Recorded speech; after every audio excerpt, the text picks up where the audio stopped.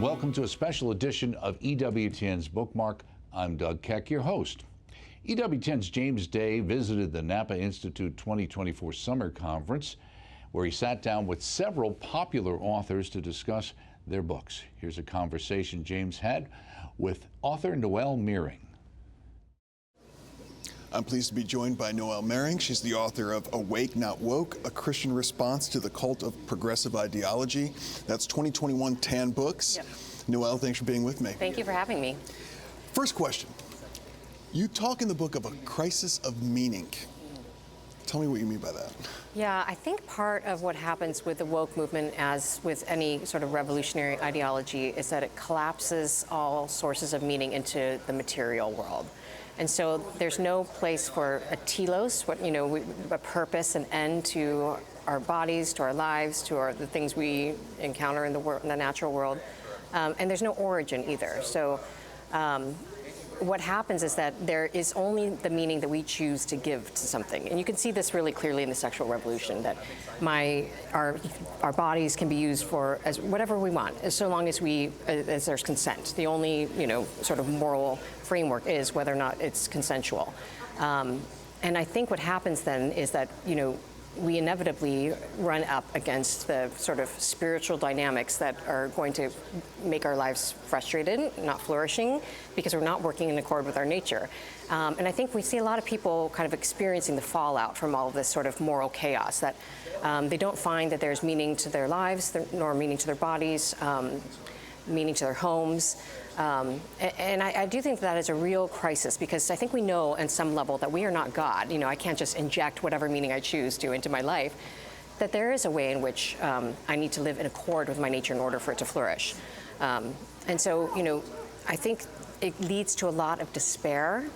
There was a great quote that I heard recently, and I forget who said it, that it's not suffering that's unbearable, it's meaningless suffering.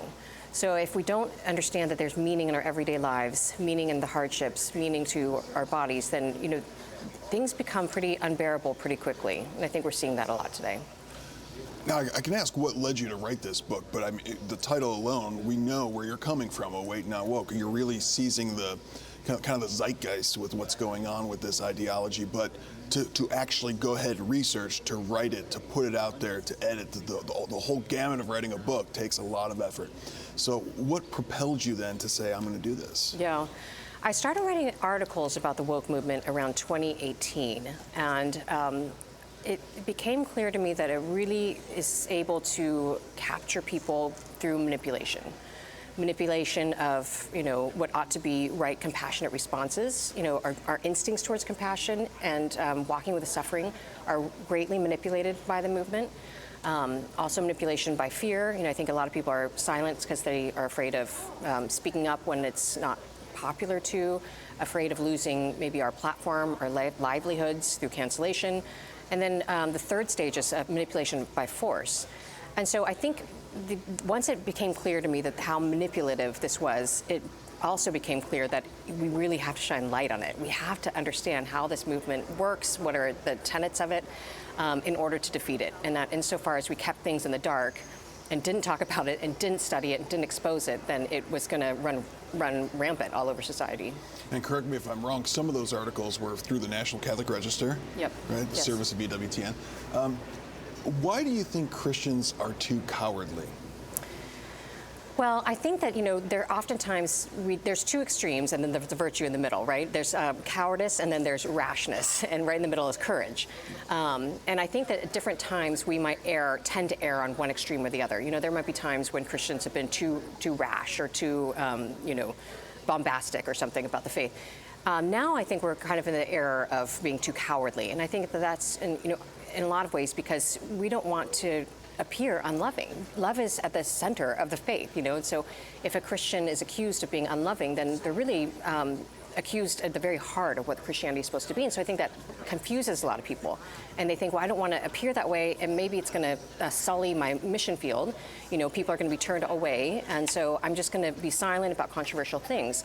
The danger there, of course, is that it's the controversial things that are really harming people, that we really have to understand the nature of the human person, where our dignity lies, how we ought to live. And if we kind of just say, well, we're going to cede the territory of human anthropology to, the progressive ideology. Well, we're ceding a lot. We're ceding people's lives, people's ability to flourish, and their ability to understand the nature of God himself. So I think I understand why it's hard to speak out and hard to, defend the church's teaching on human anthropology, but it is utterly essential. You know, you cover a lot of ground, a lot of historical ground in the book in a very succinct way. Specifically, tell me a little bit about the Frankfurt School and how that factors into the research you did for the book. Sure. So the Frankfurt School was a group of German Marxists and Freudians, acolytes of Freud, and they formulated an institute of social research in Frankfurt, Germany, after realizing that the revolution that Marx had promised would occur would inevitably occur had not occurred. And so they formed this research institute to try to decipher, okay, what went wrong? How do we seed revolution, particularly in the West? They matriculated to the United States in 1935, sort of welcomed to become adjacent to Columbia University, and then became known as the Frankfurt School. And here is where they really discerned and realized, okay, if we're going to seed revolution, it cannot just be on economic terms or class warfare. We have to find other ways of dividing people. Man versus woman, stoking race wars. People are living more on the fringe of society versus more mainstream people.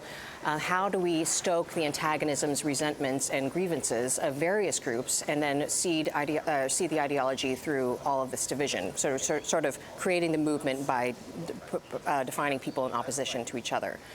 So they really understood that we have to capture the institutions of learning, for one thing. So a lot of the revolutionaries really saw it, and rightfully so, that education is incredibly powerful. And if you can seed a revolutionary mindset in the academic world, certainly the universities, but also the teachers' colleges, you can really disseminate a lot of ideology throughout the nation pretty rapidly, because you capture sort of the representatives of various school or dioceses or universities, then they go back to their institutions, and then it spreads from there. So, but also media, they were very aware of the influence of popular culture, particularly in America, that we're a celebrity-based culture. So if we could seed political oppression narratives throughout movies and television shows, that too would become a very powerful narrative that people would, be affected by and compelled by. So just so I understand better then, would quote-unquote students of the Frankfurt School, would they consciously then infiltrate these venues such as education to foment dissent and to create this kind of chaos? That's right. There were several prominent revolutionaries, particularly in the Weather Underground, Bill Ayers, Bernardine Dorn, who, often, many of them went on to have cushy chairs, at the teachers' colleges in Chicago and various other places. So yes, and then oftentimes it's through sort of mentorship. So one of the more celebrity figures from that time period was Herbert Marcuse, who really was influential in various, he was in San Diego for a while and various cities. He mentored various revolutionaries who became very pivotal in the movement. But he was renowned. I mean, I think the students just really saw, or he captured some zeitgeist in the student body that was sort of already questioning authority, and captured that, saw that that was potential, a seed that he could exploit, and exploited it very effectively. Now, you mentioned the infiltration and the influence of media, and you spent a lot of time talking about film, which I really found very interesting. There's a passage here I just would like to read. To be fair, some movies about oppression have highlighted real injustices, but even if grounded in reality, recounting and repackaging oppression narratives over and over again distorts our perception of that reality. Freezing and amplifying certain injustices effectively cements a narrative in the minds of the audience that this sort of injustice is more pervasive than the data might suggest. So tell me a little bit then about the movies about oppression, and specifically the oppression and overemphasis on oppression narratives.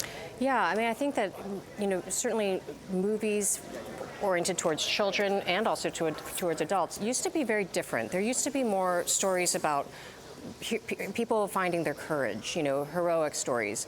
If you think of It's a Wonderful Life, I think I mentioned that book, that movie in the book as well. The revolutionaries really would disdain a movie like that because it's about a man finding real purpose and meaning in the more hidden things, that he at first wants to live this glamorous life and then realizes it's actually in his marriage and his family and his community, investing in these things that he would really be able to make a difference. And the revolutionaries really understood that, no, we need to exaggerate stories of oppression. They were very explicit about that. Drive that narrative home over and over again in various ways. And if you think about, most of the contenders for the Academy Awards in the last 10, 20 years, there's the vast majority of them are surrounding some sort of oppression narrative, either sexism, homophobia, as they would call it, racism. And what's tricky about it is that some of this is real, right? It is good to expose that there's racial injustice. We need to be aware of these things.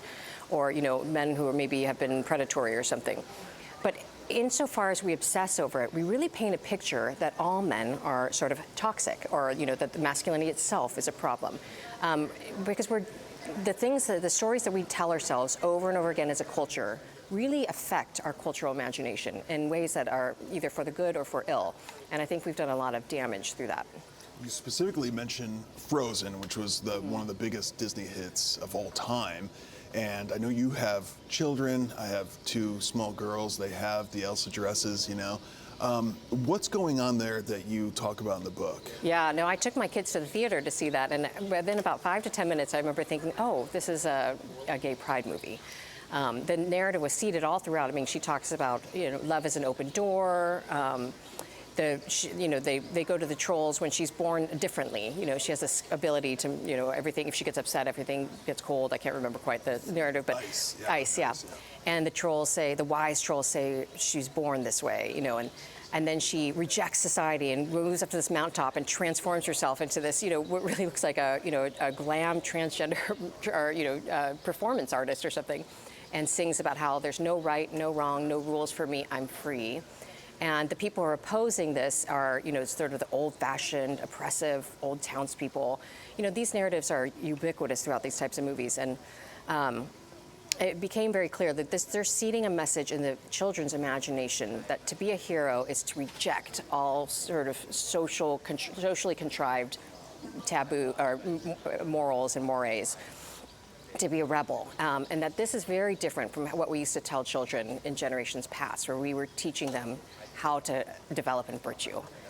I should just point out, it's based on a Hans Christian Andersen short story, certainly without the elements that you're right. discussing. So there was that need to tell a hero's journey, for instance, and to promote, the heroic heroine role. Yep. But now it comes at a price, and you're really focusing on that, and you're really wanting people to see that's, and it's not just a Disney thing. It's for all ages, really. I mean, and all now with the nominated films that years ago, Chariots of Fire was one that from 1981. Yeah. Could you see that, for instance, being competitive today in today's nomination? It's hard to imagine that movie getting the success that it did then. What is the diversity industrial complex, Noelle? Well, I think I use that phrase just to say that, DEI, so diversity, equity, inclusion, has really been, it's been exposed more. People are more aware of it. But for quite a while, it was a mechanism for capturing, corporations, even the military and certain government public institutions, by inserting sort of this requirement of diversity, equity, inclusion. It sounds like it's something that's good. Isn't it good to have diversity? Isn't it good to have equity and inclusion? But each word means something very different than what you think it means. So, for example, inclusion, it sounds like you're just including people, but what you're actually doing is saying anyone who has a belief that is not in line with DEI is actually going to make people feel left out. And so inclusion means including people who think along the lines of the ideology. Similar with diversity, you don't want, obviously, diversity of viewpoint. You want the same ideology promulgated with different representatives of different groups, politicized groups. So this is not true diversity of thought. It's not diversity with any depth. It's really diversity for the sake of conformity to the ideology. There's a fascinating perspective that you give that I hadn't even thought about before with St. Peter. And you use the term groupthink.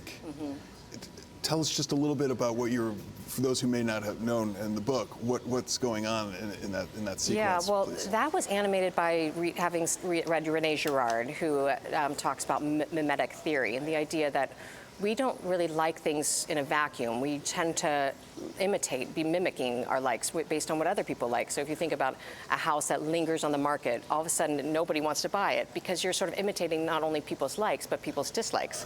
No one wants that house, therefore I don't want it. And St. Peter in the story, and this is from Girard, he talks about how, the denial of Christ was really a mimetic, motivated out of mimesis for St. Peter, that as soon the mob mentality of the crowd is very, it reduces the human person and sort of absorbs them. And in that reduction and absorption, we become very affected by the groupthink of the crowd. And so St. Peter, I think in that moment of weakness, he fell prey to this very, human temptation of wanting to be alongside the crowd. And we're talking about the sequence where it's, I saw you with him, and he says, no, he denies Christ 3 times. This is the example of groupthink that we're talking about. I thought it was quite revealing. Tell me a little bit about the difference between critical thinking versus critical theory. You laid that out. Yeah, they sound similar, but they actually have very different ends. So the point of critical thinking is to arrive at the truth. So if your goal is the truth and you have an interlocutor and you disagree, you actually want him to challenge you, and you want to challenge one another because your goal is the truth. So you want to course correct if you have strayed from sort of right thinking or logic. If you're doing critical theory, your goal is not the truth, your goal is power. And so rather than invite objections to your argument or your position, you want to silence them. You don't want to course correct, you want to dominate. And I think this confusion has led to a lot of frustration as people kind of engage with this movement, because one person might think that they're doing critical thinking, but the other person's doing critical theory. So you think this person wants to dialogue with you. They don't want to dialogue with you. They want to dominate you. And so I think it's good to have that distinction in mind as we to evaluate whether a conversation is worthwhile. Whether the debate is going to be oriented around the truth, or whether we need to just try to find common ground in some other way through hobbies or some other way to kind of reach the person. One of the things I enjoy about this book and this Awake Not Woke is you don't just end with doom and gloom and this grimness. You do offer some suggestions and solutions at the end as positive takeaways to a Christian response to the cult of progressive ideology. Tell me a little bit about maybe an example of one of the solutions that you propose. Yeah, one of the most striking solutions to my mind is fatherhood. I think the twin targets of the movement are authority and innocence, and they go together, right? If you want access to the sheep, you got to take out the shepherd. And so I think that there's a reason why every revolutionary, from Marx to Mao to Marcuse, have always targeted fatherhood. Because they know that that's how you corrupt the next generation, is by getting rid of the father. So I think part of the restoration is that realizing this has been targeted because it's so powerful. It's such a remedy to cultural chaos. And so, I think out of the sexual revolution, we see a reduction of every member of the human family. Men tend to become soft because, St. Thomas Aquinas says that effeminacy is the inability to do what is arduous for the sake of what is good. And sexual revolutions incline men towards vice, right, and licentiousness, and they lose their masculinity in that way. The manly man is the man of virtue, the holy man. So men become soft, women become hardened because they have a nature that is too valuable and vulnerable to endure the chaos of this, sexual revolution. And then children become unprotected. So I think one of the greatest remedies is to recognize that dynamic and say, masculinity, femininity are not stupid tropes or menacing ones. They're actually say something deep about the nature of the human person and how we were created, and express different ways in which God is, that we are children of God. And so, I really think restoring that understanding that masculinity is about virtue, and that is powerful and good. Restoring the sense that, women are called to be mothers, biological or spiritual. Men are called to be fathers, biological or spiritual. We're made for family. And the family really is the best remedy, I think, the family and the faith. Well, how do you read the current landscape then? I mean, it feels sometimes overwhelming to combat this kind of beast that's just moving through culture, moving through our lives, just upending and destroying, but some people think is liberating. So Yep. navigating this, how do you feel about where, this is 2021, very prescient for today. How do you read the signs of the times? Yeah. Well, one thing I would say is that I think at different times there are different apologetic emphasis. So in the 90s, I think apologetics were really big. Scott Hahn, all these wonderful figures. They aided my reversion. And then a lot of people started talking about beauty, that beauty can pierce the human soul in an post-rational society.